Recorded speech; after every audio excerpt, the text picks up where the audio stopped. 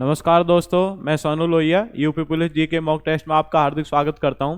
आप जुड़ेंगे मेरे साथ और देखेंगे जो आज का मॉक टेस्ट है, तो उसमें जो आपके जीएस से संबंधित महत्वपूर्ण प्रश्न हैं तो आप उन्हें मेरे साथ मिल करके हल करने का प्रयास करेंगे। तो आप जुड़े मेरे साथ और देखेंगे जो आज का मॉक टेस्ट है, तो इसमें जीएस से संबंधित जो भी आपके महत्वपूर्ण प्रश्न हैं तो उनको देखते हैं।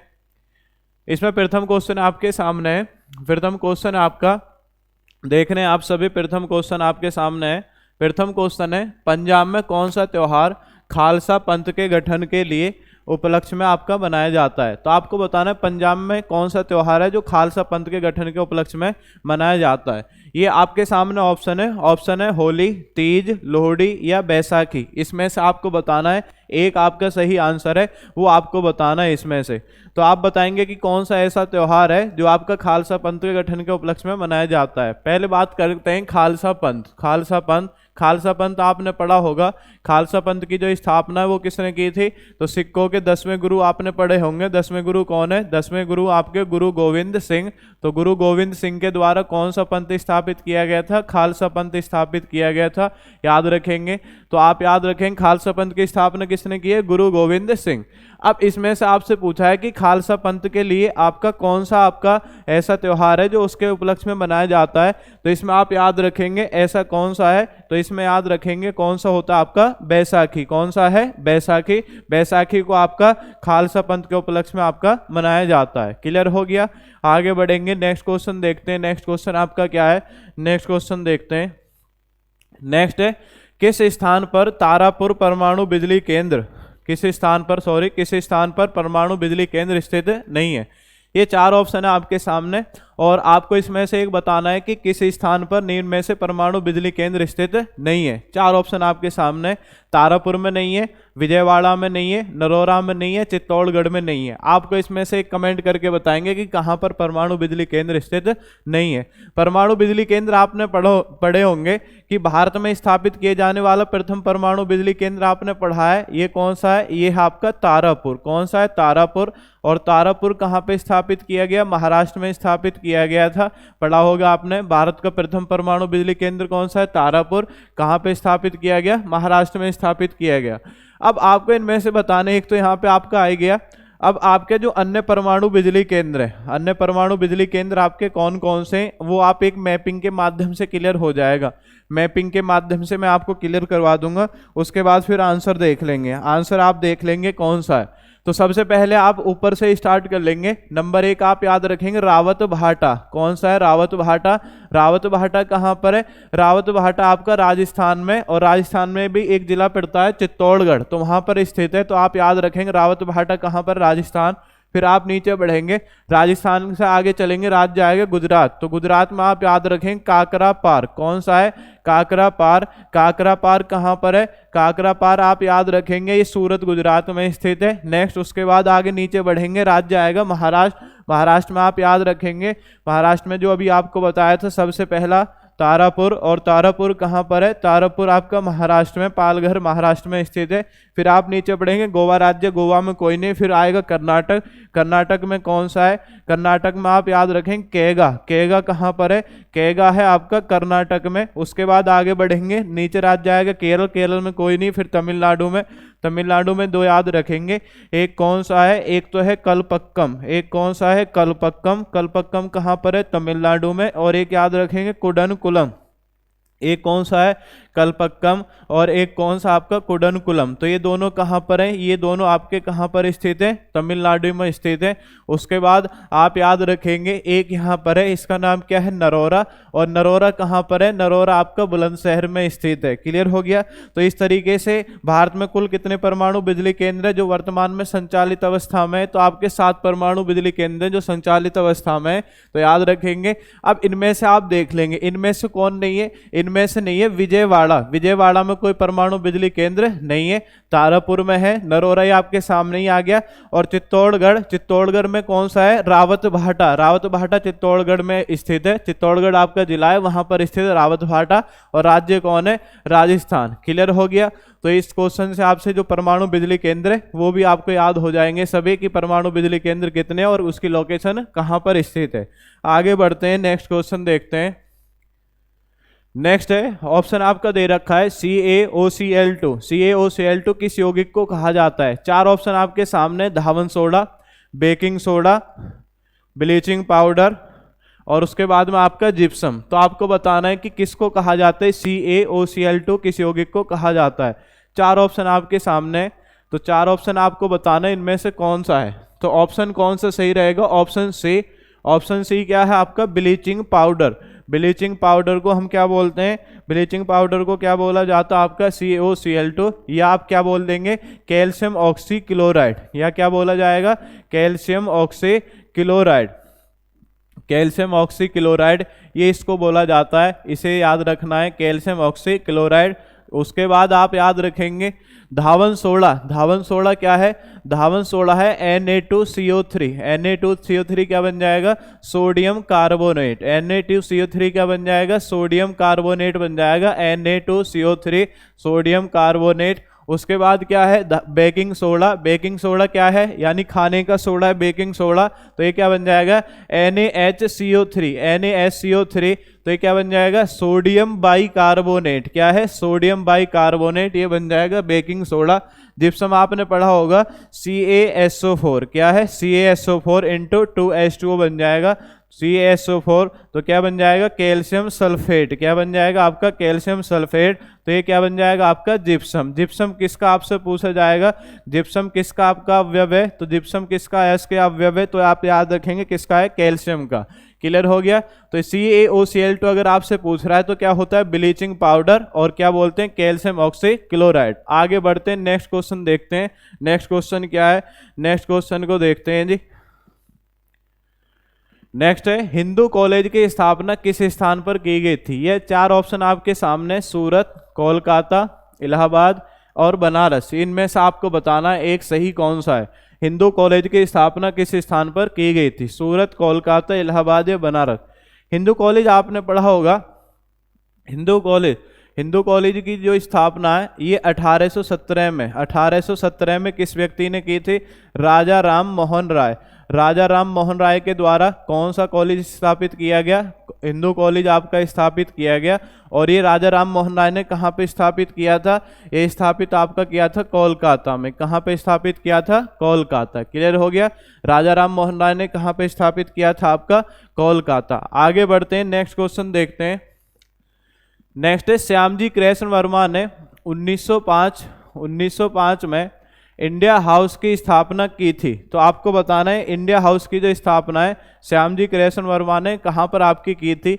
ये चार ऑप्शन आपके सामने, चार ऑप्शन में आप देखेंगे न्यूयॉर्क, लंदन, बॉम्बे, कोलकाता। इनमें से आपको एक सही बताना है कि श्यामजी कृष्ण वर्मा के द्वारा इंडिया हाउस 1905 में कहाँ पे स्थापित किया गया। बताएंगे सभी, कमेंट करके बताएंगे। इंडिया हाउस जी बताएं, इंडिया हाउस कहाँ पे स्थापित किया गया।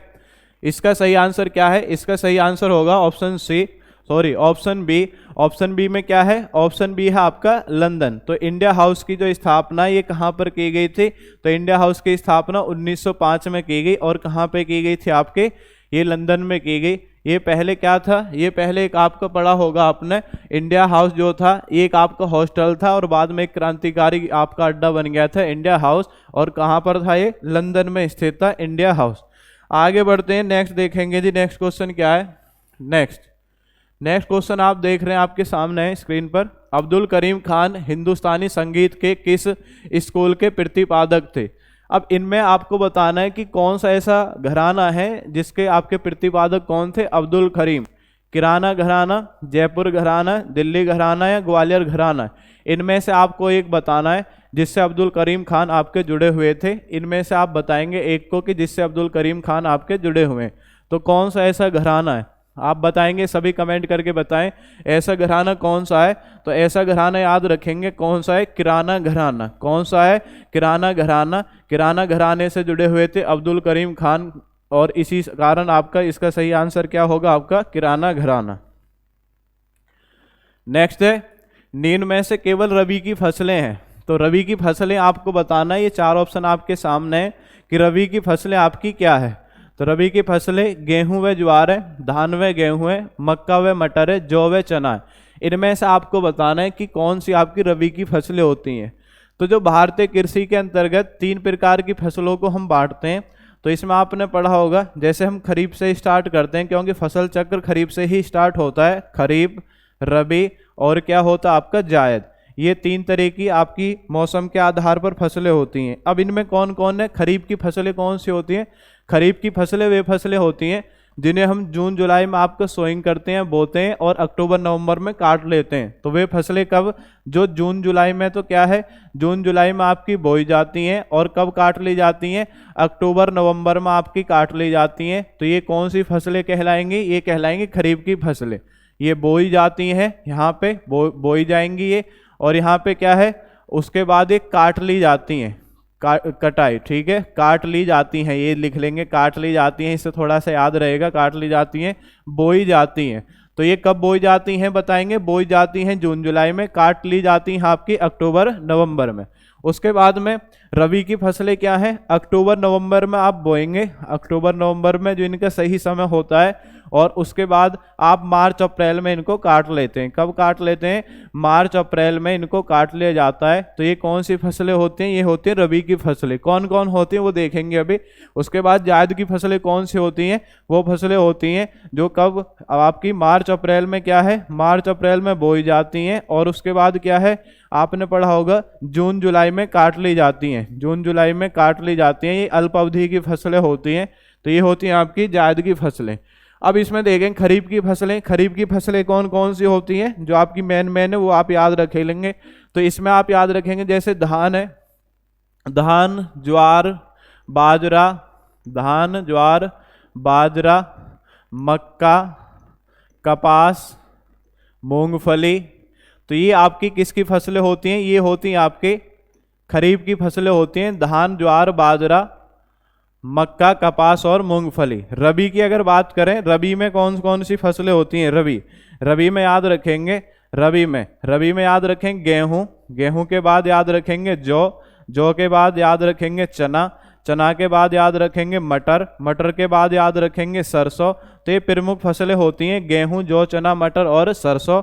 उसके बाद जो आपकी बेल वाली फसलें होती हैं, कैसी हैं? आपको याद रखेंगे, बेल वाली जो फसलें हैं, बेल वाली फसलें जैसे लौकी, खरबूज, तरबूज। तो बेल वाली जो फसलें हैं या अल्पावधि की जो फसलें हैं, वे आपकी किसके अंतर्गत आती हैं? वे आती हैं जायद के अंतर्गत। किसके अंतर्गत आएंगे? जायद के अंतर्गत आएंगे। तो इसलिए अब आपको यहाँ पे देखना रबी की फसलें। तो जैसे आपने अभी पढ़ा है, धान नहीं आएगा, ज्वार नहीं आएगा, मक्का नहीं आएगा। तो इसमें क्या है? जौ, और दूसरा कौन सा है? चना। तो जौ और चना ये किसकी फसलें कहलाती हैं? ये कहलाती है आपकी रबी की फसलें। क्लियर हुआ? आगे बढ़ते हैं, नेक्स्ट क्वेश्चन देखेंगे। नेक्स्ट क्वेश्चन आपका क्या है, किस प्रधानमंत्री के नेतृत्व में मौलिक कर्तव्यों को जोड़ा गया था? अच्छा क्वेश्चन है, किस प्रधानमंत्री के नेतृत्व में मौलिक कर्तव्यों को जोड़ा गया था? 4 ऑप्शन आपके सामने, मोरारजी देसाई, लाल बहादुर शास्त्री, नेहरू या इंदिरा गांधी। इनमें से आपको एक बताना है कि उस समय प्रधानमंत्री कौन थे जब मौलिक कर्तव्यों को जोड़ा गया था।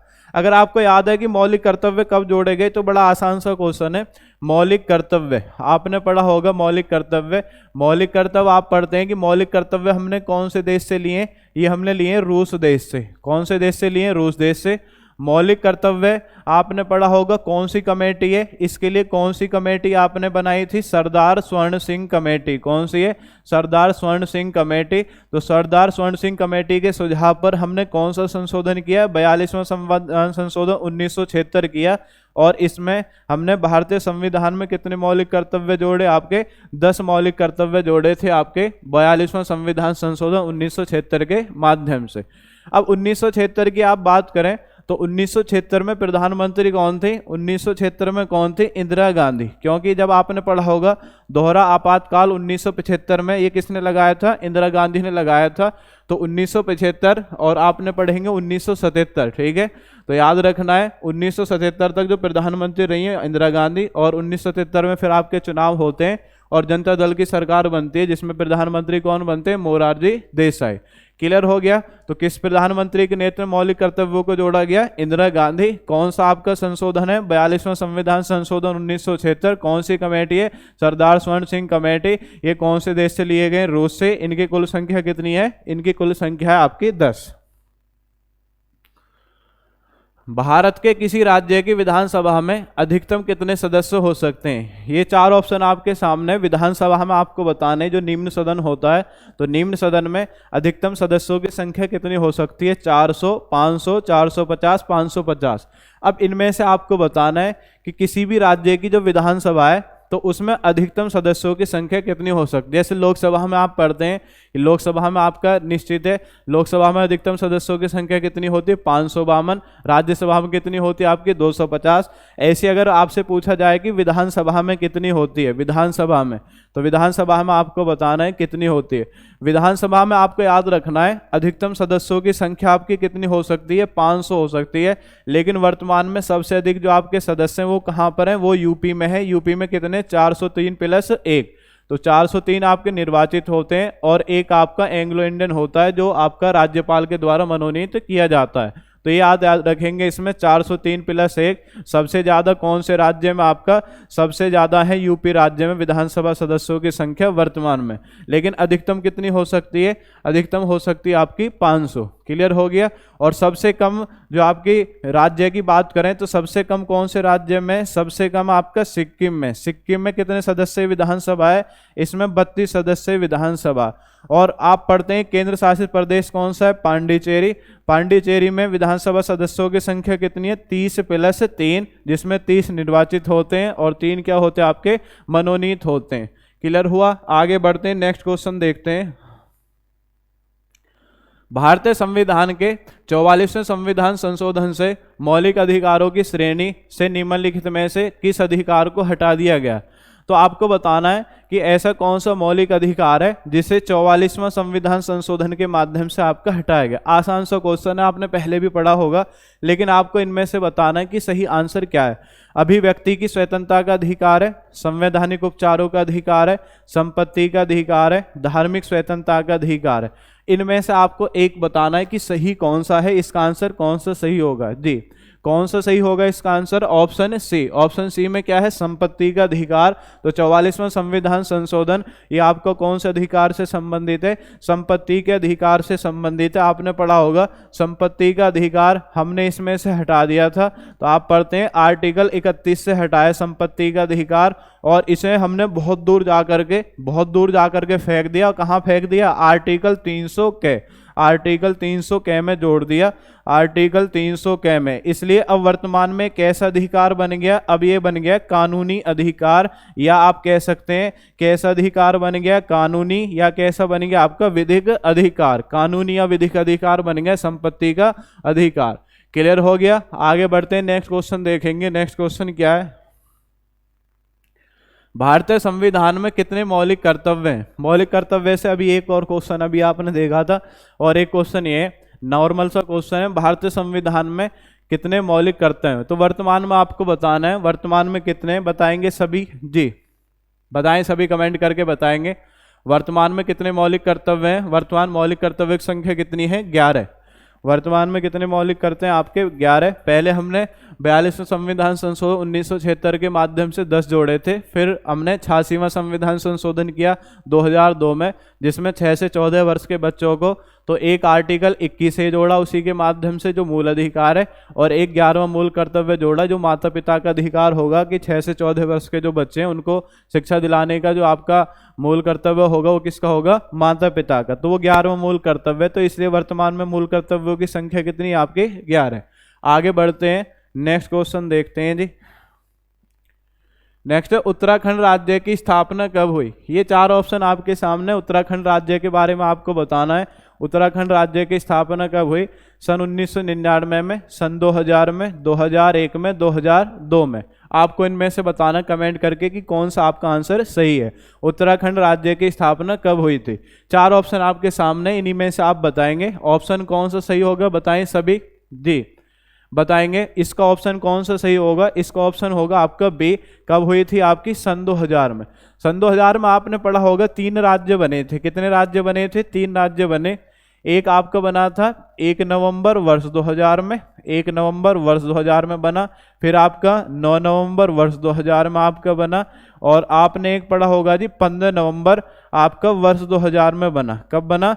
15 नवंबर वर्ष 2000 में आपका एक राज्य बना। क्लियर हो गया, 15 नवंबर वर्ष 2000 में बना। अब इनमें कौन कौन से राज्य बने, राज्य आप देखेंगे तो आपने पढ़ा होगा राज्य कौन कौन से बने। मध्य प्रदेश से अलग होकर के, मध्य प्रदेश से अलग होकर के 26वां राज्य कौन बना, 26वां राज्य बना आपका छत्तीसगढ़। कौन सा बना 26वां राज्य, छत्तीसगढ़। उसके बाद में 9 नवंबर वर्ष 2000 में यूपी से अलग होकर के 27वां राज्य कौन बना, 27वां राज्य बना आपका उत्तराखंड। और उसके बाद में 15 नवंबर वर्ष 2000 में आपने पढ़ा होगा किससे अलग होकर के, बिहार से अलग होकर के 28वां राज्य कौन सा बना, 28वां राज्य कौन बना आपका झारखंड। कौन बना है, झारखंड। तो ये आपने वर्ष 2000 में पढ़े हैं राज्य, तो याद रखेंगे 6 से 26, 6 से छत्तीसगढ़, 26वां छत्तीसगढ़, 27वां उत्तराखंड, 28वां कौन है, झारखंड। और एक आपने पढ़ा होगा 2 जून 2014, 2 जून 2014। तो 2 जून 2014 में ये जो आपका पूर्वी तटवर्ती वाला राज्य है इसका नाम क्या है, आंध्र प्रदेश। आंध्र प्रदेश से एक अलग राज्य बना, यहाँ पे आपका ये राज्य है, इसका नाम क्या है, इसका नाम है तेलंगाना। कौन सा राज्य है, तेलंगाना। तो तेलंगाना कब बना है, 2 जून 2014। तो तेलंगाना क्रम के अनुसार कौन सा राज्य है, तेलंगाना राज्य है क्रम के अनुसार 29वां राज्य। और आपसे पूछा जाए भाषा के आधार पर गठित होने वाला पहला राज्य कौन है, आंध्र प्रदेश। और ये किस वर्ष गठित किया गया था, 1953 में। कौन सी भाषा के आधार पर बना थे, तेलुगु भाषा के आधार पर। फिर अन्य राज्य आपके बनाएंगे, जैसे 1960 में पढ़ते हैं महाराष्ट्र और गुजरात, 1963 में नागालैंड, 1966 में हरियाणा, 1971 में हिमाचल प्रदेश, 1972 में त्रिपुरा, मेघालय और मणिपुर, 1975 में सिक्किम, 1987 में मिजोरम, अरुणाचल प्रदेश और गोवा। और उसके बाद की मैंने आपके सामने लिखी दी है, तो आप याद रखेंगे। ये इससे संबंधित, राज्य से संबंधित ज़्यादातर आपको पूछ ले जाता है। ये क्लियर हुआ, आगे बढ़ते हैं, नेक्स्ट क्वेश्चन देखते हैं। नेक्स्ट क्वेश्चन क्या है, नेक्स्ट है निम्नलिखित में से कौन सही है, कौन सही है। संघ लोक सेवा आयोग के बारे में आपको बताना है। संघ लोक सेवा आयोग के बारे में आप बताएंगे। एक नियामक संगठन है, एक वैधानिक संगठन है, एक संसदीय अध्यादेश से स्थापित है, एक संवैधानिक संगठन है। इनमें से आपको बताना है, संघ लोक सेवा आयोग के बारे में बताना है। इंग्लिश में आप क्या बोल देते हैं, इंग्लिश में आप बोल देते हैं यूपीएससी। क्या बोल देते हैं, यूपीएससी। यूपीएससी यानी यूनियन पब्लिक सर्विस कमीशन, आपने पढ़ा होगा। तो यूपीएससी आप पढ़ते हैं। यूपीएससी कौन से आर्टिकल में, यूपीएससी के लिए कौन सा आर्टिकल दिया गया, 315। कौन सा आर्टिकल दिया गया, 315, आपने पढ़ा होगा। 315 आपका, जैसे आप पढ़ते हैं, जैसे भारत में आपकी अखिल भारतीय सेवा, जैसे IAS, IPS, IFS, CDS, NDA, इन सभी के जो एग्जाम है वो कौन कराता है, यूपीएससी कराता है। तो यूपीएससी आर्टिकल 315 में है। जब आर्टिकल है इसके लिए, तो ये कैसी संस्था हो जाएगी, आपकी संवैधानिक संस्था हो जाएगी। तो यह संवैधानिक संगठन आप बोलेंगे किसको, यूपीएससी को। क्लियर हो गया, यूपीएससी आपका संवैधानिक संगठन है, आर्टिकल 315। आगे बढ़ते हैं, नेक्स्ट क्वेश्चन देखते हैं। नेक्स्ट है निम्नलिखित भारत के राष्ट्रपतियों में कौन दार्शनिक राजा अथवा दार्शनिक शासक के रूप में भी जाना जाता है। तो ऐसा कौन सा राष्ट्रपति है जिसको दार्शनिक राजा या दार्शनिक शासक के रूप में हम जानते हैं। इनमें कौन कौन है, डॉक्टर राधाकृष्णन है, डॉक्टर राजेंद्र प्रसाद है, डॉक्टर जाकिर हुसैन है, डॉक्टर अब्दुल कलाम है। इनमें से आपको एक बताना है कि इसका सही आंसर क्या है। बताएंगे, सभी कमेंट करके बताएंगे इसका सही आंसर आपका क्या है। बताएंगे आप सभी कि ऐसे कौन से राष्ट्रपति हैं जिनको दार्शनिक राष्ट्रपति के नाम से भी जाना जाता है। बताएंगे सभी कमेंट करके। तो अगर इसकी आपसे बात करें कि ऐसे कौन से राष्ट्रपति हैं, तो ऐसे राष्ट्रपति कौन है, डॉक्टर सर्वपल्ली राधाकृष्णन। कौन है आपके, डॉक्टर सर्वपल्ली राधाकृष्णन। आपने पढ़े भी होंगे। भारत के दूसरे राष्ट्रपति कौन है जिन्होंने आपका पद संभाला था, दूसरे व्यक्ति कौन है आपके, डॉक्टर सर्वपल्ली राधाकृष्णन। सर्वपल्ली राधाकृष्णन में ही आप पढ़ते हैं इनका जो जन्म दिवस होता है, इनका जन्म दिवस आपका कब होता है, 5 सितंबर को। और 5 सितंबर को हम कौन सा दिवस मनाते हैं, 5 सितंबर को कौन सा दिवस मनाया जाता है, राष्ट्रीय शिक्षक दिवस। कौन सा दिवस मनाया जाता है, राष्ट्रीय शिक्षक दिवस। तो राष्ट्रीय शिक्षक दिवस ये किसके जन्म दिवस के अवसर पर बनाते हैं, ये बनाते हैं डॉक्टर सर्वपल्ली राधाकृष्णन के जन्म दिवस के अवसर पर। क्लियर हो गया, आगे बढ़ते हैं, नेक्स्ट क्वेश्चन देखते हैं। नेक्स्ट है पूरा। पूरा या बोलते हैं प्रोवाइडिंग, प्यूरा होता वैसे इंग्लिश में बोल देते हैं प्यूरा, PURA, प्यूरा। प्यूरा तो उसके बाद है providing urban amenities in rural areas. अब इनमें से आपको बताना है ग्रामीण विकास से संबंधित महत्वाकांक्षी कार्यक्रम को सर्वप्रथम किसने प्रस्तुत किया था। तो ग्रामीण विकास को बढ़ावा देने के लिए पूरा मॉडल हमने प्रस्तुत किया।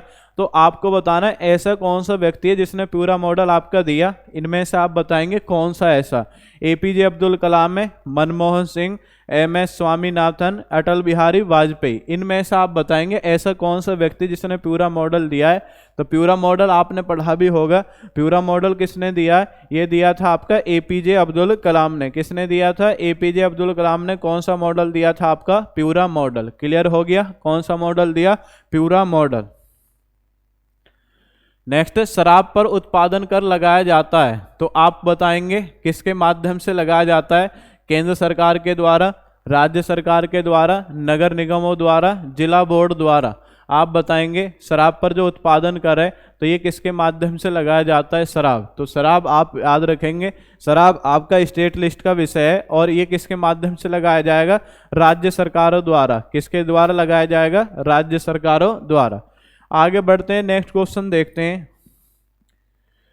नेक्स्ट है, भारत में हीरे की खान कहाँ है? ये 4 राज्य आपके सामने है। 4 राज्य में से आपको एक बताना है हीरे की खान कहाँ पर स्थित है। कहाँ पर है? कर्नाटक, मध्य प्रदेश, उत्तर प्रदेश, तमिलनाडु। इनमें से आप बताएंगे एक कि कहाँ पर भारत में हीरे की खान है। हीरा आप पढ़ते हैं हीरा, वैसे आपका एक धातु है, लेकिन आपसे पूछा जाता है हीरा किसका अपरूप है? ये कार्बन का अपरूप है। पूछा भी जाता है हीरा किसका रूप है? कार्बन का अपरूप किसको माना जाता है? हीरे को माना जाता है। और भारत में हीरे की खान कहाँ पर स्थित है? मध्य प्रदेश। और मध्य प्रदेश में प्रसिद्ध खान कौन सी? पन्ना। और पन्ना कहाँ पर स्थित है? पन्ना मध्य प्रदेश में स्थित है, जो हीरे की प्रसिद्ध खान है। अगर आप विश्व में बात करें तो विश्व में आप पढ़ते हैं किम्बरले। कौन सी खान है? किम्बरले।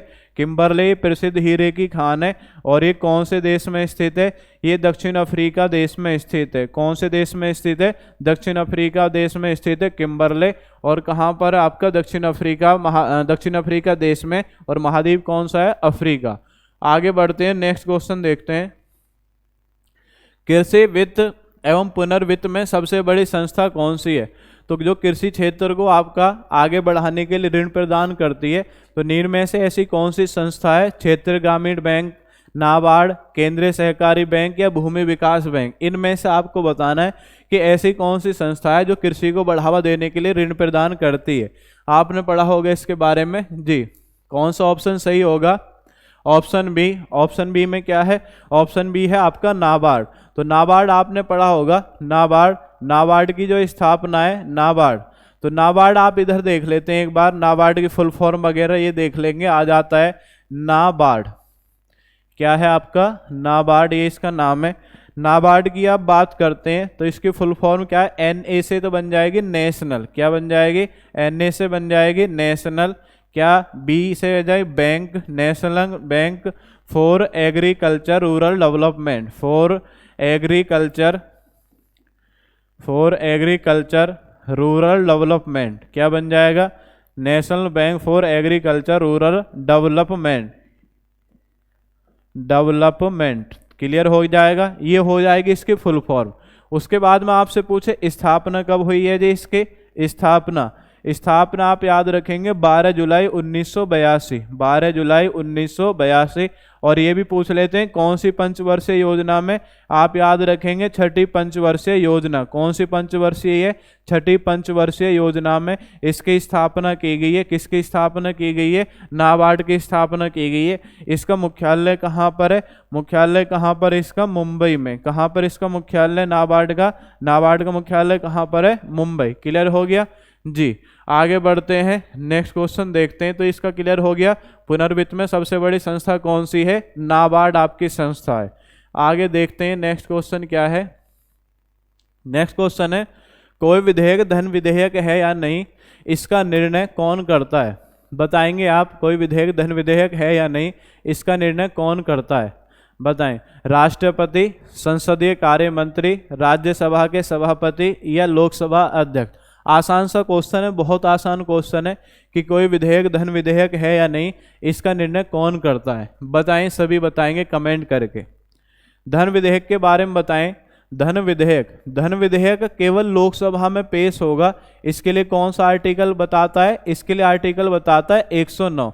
धन विधेयक केवल कहाँ पे? धन विधेयक केवल लोकसभा में पेश होगा, केवल लोकसभा में पेश होगा, केवल लोकसभा में पेश होगा। तो इसके लिए कौन सा आर्टिकल कहता है? इसके लिए कहता है 109। और आपसे पूछा जाए धन विधेयक की परिभाषा, धन विधेयक की परिभाषा कौन सा आर्टिकल है? धन विधेयक की परिभाषा, धन विधेयक की परिभाषा, तो इसके लिए कौन सा आर्टिकल है? इसके लिए आर्टिकल कौन सा? 110। धन विधेयक की परिभाषा के लिए कौन सा आर्टिकल है? 110। क्लियर हो गया? तो आपको बताना है धन विधेयक है या नहीं। इसका निर्णय कौन करेगा? इसका निर्णय करेगा लोकसभा अध्यक्ष। कौन करेगा? लोकसभा अध्यक्ष करेगा। धन विधेयक है या नहीं, इसका निर्णय लोकसभा अध्यक्ष करता है। इसी में जो आज का मॉक टेस्ट है, लास्ट क्वेश्चन आप देख लेंगे। और अगर मॉक टेस्ट आपको अच्छा लगा हो तो लाइक वाला जो बटन है उसको आप जरूर प्रेस करेंगे सभी। जी, लास्ट क्वेश्चन देखेंगे। जनगणना 2011 के अनुरूप निम्नांकित उत्तर प्रदेश के जिले में से किस जिले में ग्रामीण क्षेत्र में रहने वाले लोगों की संख्या अधिकतम है? तो आपको बताना है ऐसा कौन सा जिला है जिसमें ग्रामीण आबादी सबसे अधिक है। ये 4 ऑप्शन आपके सामने, इलाहाबाद, हमीरपुर, बनारस, उन्नाव। तो सबसे ज़्यादा ग्रामीण आबादी वाला आपका जिला कौन सा है? आपको बताना है कमेंट करके। जी, इसमें कौन सा सही होगा आंसर? इसका सही आंसर होगा ऑप्शन ए, ऑप्शन ए। तो ग्रामीण आबादी अगर आपसे पूछा जाए ग्रामीण आबादी अधिकतम कौन से जिले में? आपका इलाहाबाद में। और आपसे पूछे न्यूनतम, न्यूनतम कौन से जिले में ग्रामीण आबादी उत्तर प्रदेश में? तो न्यूनतम आप याद रखेंगे, न्यूनतम है आपका गौतम बुद्ध नगर में। न्यूनतम कहाँ पर है? न्यूनतम गौतम बुद्ध नगर में। न्यूनतम आपका जो ग्रामीण आबादी कहाँ पर है? गौतम बुद्ध नगर। और अधिकतम पूछे तो अधिकतम कहाँ पर है? इलाहाबाद में। क्लियर हो गया? अधिकतम कहाँ पर है? इलाहाबाद में। ग्रामीण आबादी पढ़ लिया आपने, अधिकतम ग्रामीण आबादी कहाँ पर है? इलाहाबाद में।